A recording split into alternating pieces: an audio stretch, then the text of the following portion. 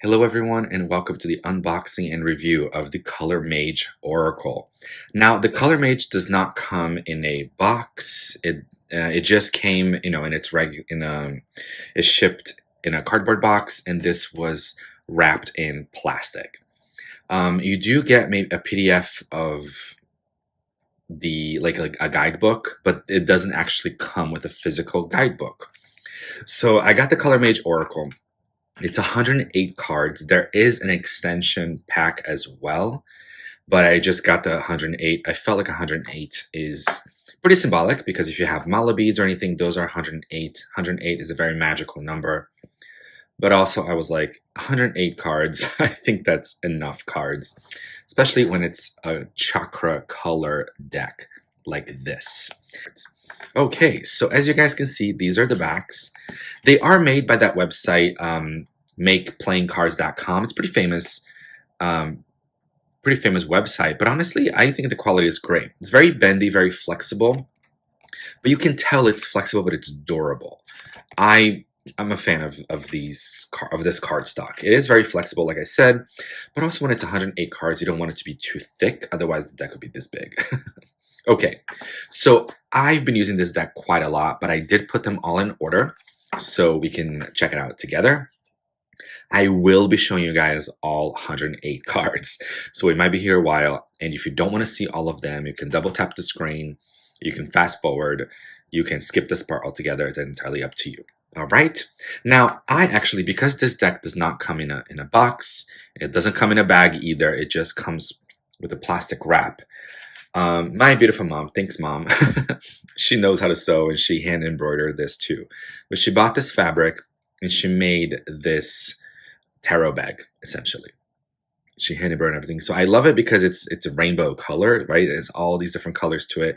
So I know that when I look at it, I know that it's going to be my color deck. Okay, so let's get started. Number one is Burgundy, Passion, and Sex. Ooh, already starting hot. Number two is Red Merlot, Relationships. Now, I don't mind this. I find this to be great. I like the numbers. I like the title. I don't know. This one is not easy to see. I'll show you guys one that's easier to see. But we have Ruby Rose and Loving Your Soul Path. Now, I do find that this down here, these keywords, are a little bit too thin. Now, this has a good contrast because it's white with a dark red, and now we're getting to brighter reds. But when we get to yellows, you guys are going to see that it gets really difficult. Dahlia, Healing Unrequited Love. So there's like a color name, Sunset Joy, for example, Pleasure and Laughter. Melon Pink, Compassion. So you got the color name, and then you have the keyword. Okay, so this one is easy to see. They all have this, it's kind of like a bit of a texture. Some are easier than others to see the texture on the top. But they all have this structure of the color, texture, and then down here is just like a solid color. Himalaya, Pure Love. Snuggle, oh, that's cute. Natural Touch. Light Apricot, Release Your Fears. Dark Apricot, Find the Humor. Courageous Sexuality. Open Certainty for Peach. So it's a little bit hard because we've been through the reds, right? And we can say, okay, that's the root chakra, the reds are the root chakra. The pinks, you can see them as root chakras, but sometimes, especially with cards like Compassion and Pure Love and things like that, you can view them as heart chakra as well. So I do use this deck as a chakra deck too. But sometimes, because like I said, there is no guidebook for it, there's pretty much, it's just, even when you look for it in the website, he says that it's just, this is very intuitive. I feel like you don't really need a book, to be honest with you, because the keywords are pretty self-explanatory. The colors are gorgeous. So you don't really need a book, right? A guidebook, although sometimes it can be helpful. So here we go with the yellows. Yellow Sand, Give It Time. Now, it's harder to see. This one is all right, but Buttercup, Sweet Surrender is the keyword. Number 22. So the number was harder to see for me. Firefly, Illumination, number 23. So the yellows make this bottom part here very difficult to see. So I wish he would have done a higher contrast. Maybe it wouldn't be white. Or maybe, because I can read here goldenrod. I can read firefly. I can read buttercup. But the illumination, the key words here, the illumination, or this one is stay committed. Those I wish they were at least a bolder font.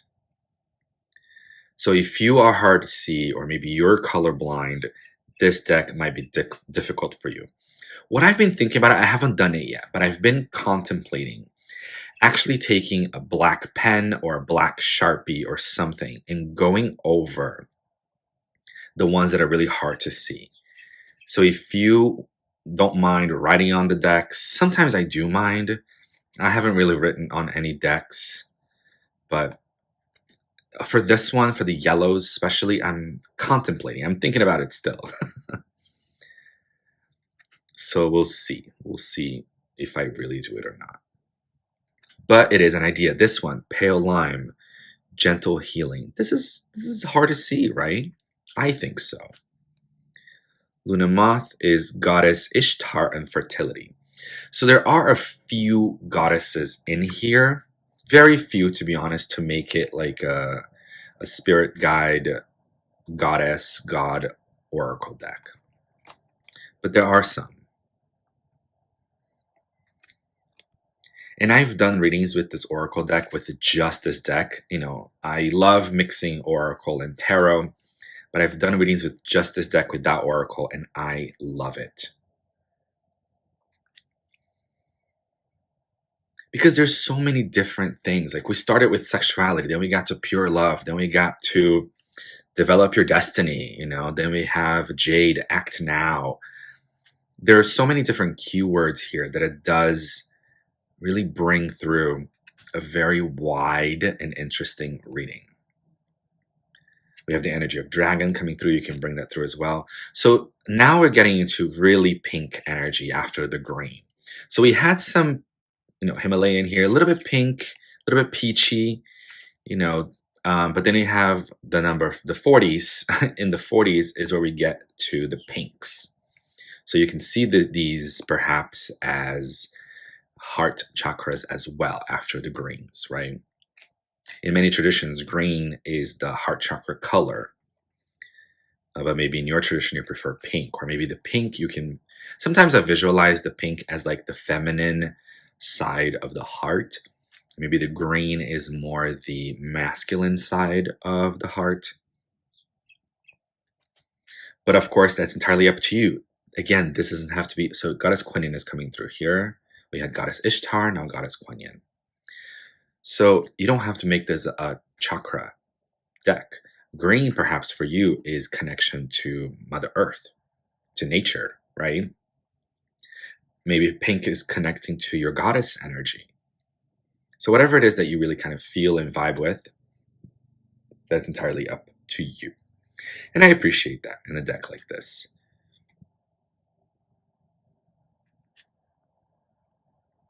Eden, Old and New Order. You can kind of intuit this too as like the Garden of Eden or something, right? So we had Jade earlier. We had the energy of dragon. Jade is here somewhere. Doesn't matter. But we had, you know, the energy of Jade, energy of dragon, energy of Eden, Goddess Ishtar, Goddess Kuan Yin. We have the energy of Lapis Lazuli coming in, enhanced self-respect, the energy of Sapphire. So lately, that's also what got me to, what drove me to get this deck.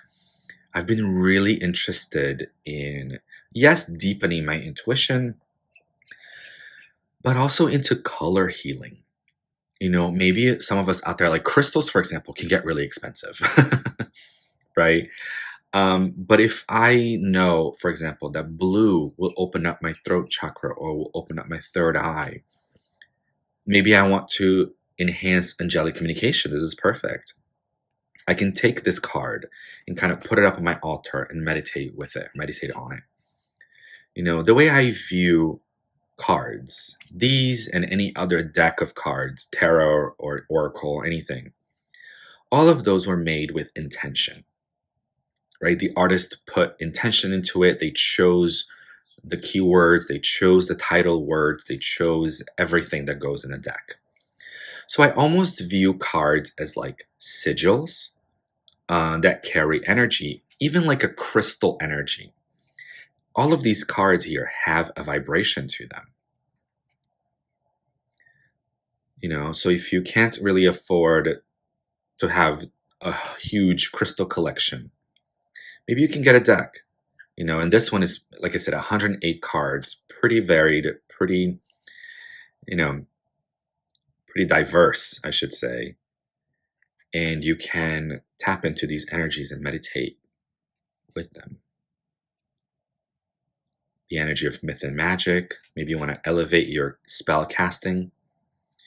Me, myself, and I. Maybe you want to bring something towards yourself.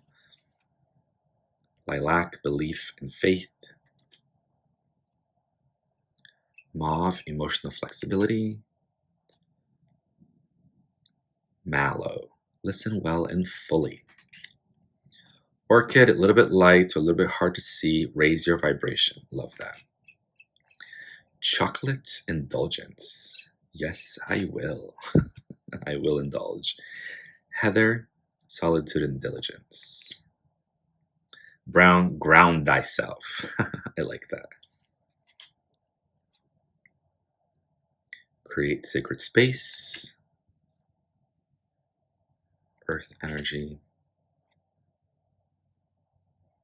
These browns too, you may or may not know, but some people work with the 7 chakras, which is the root, the sacrosolar, heart, throat, third eye, and crown.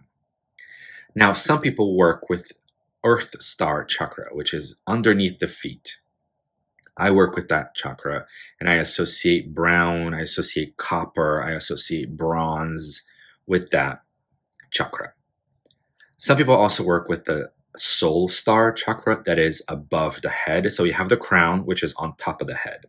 Now imagine a few inches, about 6 inches above the head, just kind of floating in mid-space. That's your soul star chakra. You don't have to vibe with it. You don't have to go for it. That's not a requirement to be super spiritual. It's definitely not. But you can work with those energies. And I associate that chakra with like silver, like very light pastel rainbow energy. So let me get into values a little bit. We have the value cards, right? Which is black, gray, if you will, which they call it smoke here, and then white, which is light. And then you have watermelon, mindfulness. These are just, so from 84 to the rest of them, they're a little bit different than the other ones, right? Because we've only seen pretty much like solid colors. Watermelon is bringing through a little bit of this green, red, pink energy, and then we have this kind of wine color on the bottom. Alchemy also has a high contrast, right? Purple, green, and black. New Age, Evolution. I do love this card.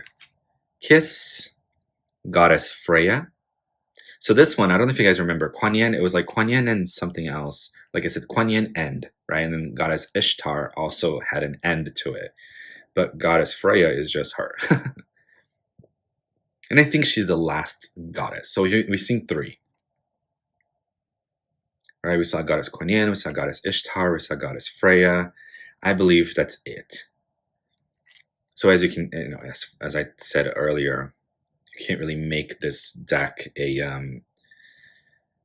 spirit guide connection. I mean, you can, of course you can. You can kind of make that with anyone. But if you are trying to make if you want a deck that's like, oh, which goddess, which angel, which energy is around me, this won't really help you that much. Unless you know the colors that your angels come in. For example, blue is very associated with Archangel Michael. Greens are associated with Archangel Raphael. So you can kind of go that way as well.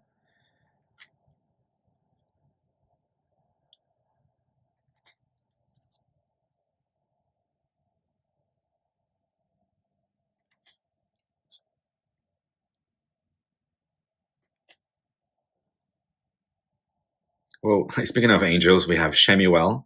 Oh, I lied. So we have Shemuel over here, which is an archangel, and then we have Sekhmet, which is an Egyptian goddess, a lion goddess. I believe she had that lioness, lioness head. Archangel. That way you know that there's an archangel around you. Prometheus. I believe it was a Greek god. La Luna, you have the moon energy coming through. I remember reading this card for somebody, and it said inner flow and cycle. And I was reading it for a woman, and I was a little bit embarrassed, but I was like, hey, I hope I'm not being rude, but I feel like there's something going on around your moon cycle. And no, not to toot my own horn, but tooting it, I was right. This card came up, and I was like, hey, I feel like there's something happening in your body around your moon cycles that are making you nauseous or sick or something. And she was like, no, you're right. So I believe she was trying to switch medication, or she was switching birth control or something. But I just found it really interesting. So this deck has been nothing but accurate for every reading I've done. So this one's a little harder to see. Mino's Sacrifice. Sepia, Old Thought. Lighthouse, Saving Grace. And finally, card 108, Tincture, Find the Cure. So yeah, everybody, this is the Color Mage Oracle deck with all these gorgeous, beautiful colors. I do read this deck as well in reverse. I find it to be really powerful. Reversals work really well with this deck. These are the backs. Very colorful. They're not exactly reversible backs, but honestly, it's such a busy and intricate back that I don't mind that it's not reversals. And honestly, I don't mind if backs aren't reversible either. That's not a big deal to me. It might be a big deal to you, and that's okay. All right, guys, thank you so much for joining me. Have a beautiful day out there.